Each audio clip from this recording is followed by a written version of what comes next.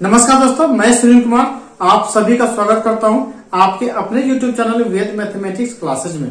दोस्तों, आज का ये वीडियो बिहार बोर्ड क्लास 10 के विद्यार्थियों के लिए है और आज का जो हमारा चैप्टर है दोस्तों वो है हमारा समानांतर श्रेणी।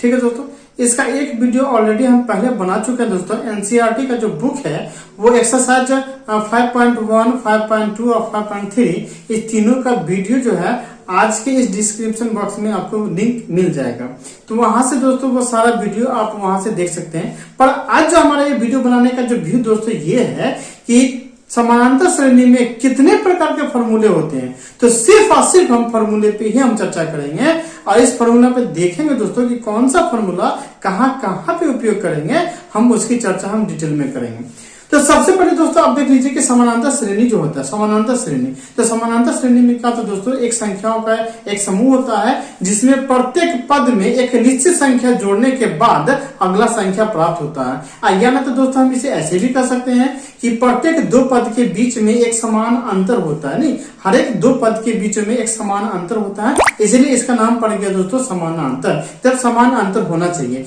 कैसे दोस्तों होता है, चलिए हम इसे हम देख लेते हैं। तो देखिए दोस्तों, ये जो हमारा जो समानांतर श्रेणी होता है, समानांतर श्रेणी होता है, तो इसे हम दोस्तों देखिए समान अंतर होना चाहिए, नहीं, इसे हम लिख सकते हैं समान अंतर। तो समान अंतर होगा दोस्तों, समान अंतर होना चाहिए तभी वो हमारा श्रेणी कहलाता है। श्रेणी में क्या होता है दोस्तों, ये संख्याओं का कुछ समूह होता है। ठीक है, जैसे कि एग्जाम्पल में आप देख लीजिए, एग्जाम्पल में हम देख सकते हैं कि जैसे 2, 4, 6, 8, 10 नहीं, तो dot dot dot dot dot dot दे सकते हैं। ये भी हमारा एक संख्या है, 1 है, 5 है ना, 9 है। ठीक है, dot dot dot dot dot हम यहाँ पे ऐसे तरीके से हम दे सकते हैं। ठीक है, फिर 3 है, 5 है, 7 है, 9 है, 11 है, डॉट डॉट डॉट डॉट हम यहाँ पे दे सकते हैं। तो ये जो हम देख रहे हैं दोस्तों, ये हमारा क्या समानांतर श्रेणी है। अब समानांतर श्रेणी दोस्तों है भी या फिर नहीं है, तो हम इसे कैसे वो देखेंगे, तो मैंने आपको बताया था कि हर एक पद में, हर एक दूसरे पद में एक निश्चित संख्या जोड़ने के बाद वो पद प्राप्त होता है, अन्यथा दोस्तों दो पदों के बीच में हर एक समान अंतर होना चाहिए। तो यहाँ पे आप देख लीजिए, 2 और 4 के बीच में 2 का अंतर है, फिर 4 और 6 के बीच में 2 का अंतर है, 6 और 8 के बीच में 2 का अंतर है, 8 और 10 के बीच में 2 का अंतर है। ठीक है ना, इसलिए यहाँ पे ये हमारा समानांतर श्रेणी ये हमारा कहलाता है। उसके बाद इसमें देख लीजिए दोस्तों, 1 और 4 के बीच में 5 है, 1 और 5 के बीच में 4 का अंतर है, फिर 5 और 9 के बीच में 4 का अंतर है दोस्तों। ठीक है, तो इस प्रकार से ये भी हमारा क्या समानांतर श्रेणी है। यहाँ पे देख लीजिए 3 और 5 के बीच में 2 का अंतर है, फिर 5 और 7 के बीच में 2 का अंतर है, फिर 7 और 9 के बीच में 2 का अंतर है, 9 और 11 के बीच में 2 का अंतर है दोस्तों। इसलिए ये क्या हो जाता है, हमारा समानांतर श्रेणी कहला जाता है। अब समानांतर श्रेणी में दोस्तों आपको दो चीजों का सबसे ज्यादा ज्ञान तो होना ही चाहिए, वो है हमारा पहला पद और सार्व अंतर। तो पहला पद को दोस्तों हम लोग ए बोलते हैं और सार्व अंतर को दोस्तों हम लोग डी बोलते हैं। वो क्या होता है दोस्तों, तो आइए हम एक उदाहरण के द्वारा हम इसे समझने का प्रयास करते हैं। तो जैसे कि मान लीजिए कि इसी को हम ले लेते हैं, जैसे कि 3 है, 5 है, 7 है, 9 है, 11 है, डॉट डॉट डॉट डॉट है ना। तो देखिए पहला पद किसे कहते हैं, तो ये जो हमारा पहला वाला जो संख्या होता है ना, तो इसी को हम लोग पहला पद बोलते हैं, नहीं, तो पहला पद, तो पहला पद को ए बोलते हैं और ए का मान ही 3 हो जाता है दोस्तों। ठीक है, अब बात है कि अब दूसरा है सार्व अंतर। ठीक है, तो सार्व अंतर, तो सार्व अंतर को दोस्तों हम लोग डी से सूचित करते हैं। ये डी क्या होता है दोस्तों, तो डी क्या होता है कि इस दोनों के बीच की जो दूरी होती है, ये दोनों में जो समान अंतर होता है, जैसे कि 3 और 5 के बीच की दूरी 2 है, 5 और 7 के बीच की दूरी 2 है, 7 और 9 के बीच की दूरी 2 है, 9 और 11 के बीच की दूरी 2 है, तो ये डी का मान दोस्तों हमारा 2 निकल जाता है। ठीक है, तो इसीलिए हम बोलते हैं दोस्तों कि इसमें हमको दो चीजें जानना बहुत ही जरूरी होता है, पहला पद और यहाँ पे होता है सार्वंतर, जिसको हम डी बोलते हैं। अगर ये दो चीजें दोस्तों अगर आप समझ गए तो चलिए हम तीसरा जो होता है वो हम क्या करते हैं, इसे जरा देखिए। तीसरा में क्या दोस्तों कि पहला और दूसरा, पहला और सार्वंतर तो निकल गया।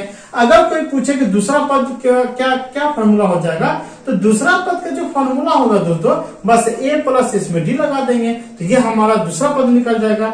तीसरा पद के लिए क्या होगा दोस्तों, देखिए तीसरा पद के लिए अगर हम सोचे तो a प्लस 2d हो जाएगा, नहीं, अगर हम चौथा पद के लिए दोस्तों हम अगर सोचे कि चौथा पद क्या हो जाएगा, तो a प्लस 3d हो जाएगा दोस्तों। नहीं, अगर हम पांचवा पद पूछे कि दोस्तों पांचवा पद क्या हो जाएगा, तो a प्लस 4d हो जाएगा दोस्तों। देखिए यहाँ पे समझिए कि आपको जितना भी पद बोलेगा तो ये तो सब में कॉमन आएगा, ठीक है, ये तो सब में कॉमन आ रहा है।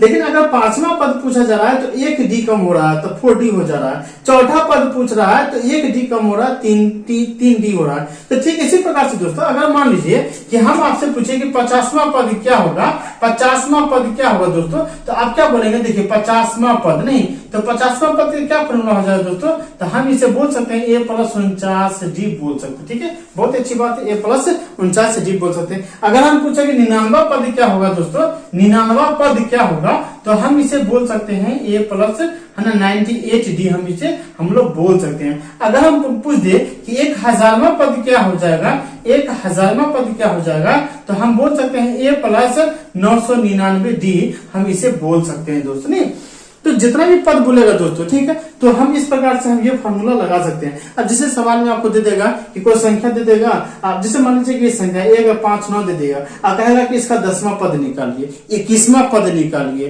है ना, 49वां पद निकालिए। तो आपको जो पद बोले दोस्तों उसका फॉर्मूला निकाल दीजिए। मान लीजिए कि आपको पूछेगा 10वां पद निकालने के लिए, नहीं तो 10वां पद का क्या फॉर्मूला हो जाएगा, सीधा 10वां पद का फॉर्मूला a + 9d पे बना दीजिए, आपका आंसर गलत हो ही नहीं सकता।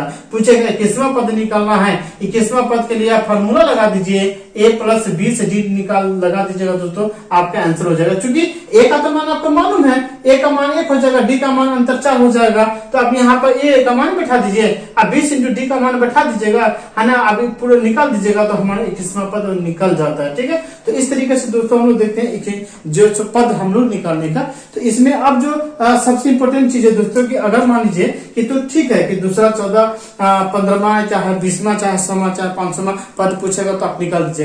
अगर क्या nवां पद निकालने के लिए तो nवां पद के लिए क्या फॉर्मूला हो जाएगा दोस्तों, तो nवां पद को दोस्तों हम लोग an बोलते हैं इस तरीके से, और इसका जो फॉर्मूला हो जाएगा दोस्तों an बराबर फॉर्मूला होता है a + n - 1 × d होता है दोस्तों, है ना। तो इस फॉर्मूला को आप लोग याद रख लीजिएगा, ठीक है। अगर nवां पद पूछे तो हम लोग यही फॉर्मूला लगाते हैं, an बराबर क्या हो जाएगा, a + n - 1 × d लगा देते हैं, ठीक है दोस्तों।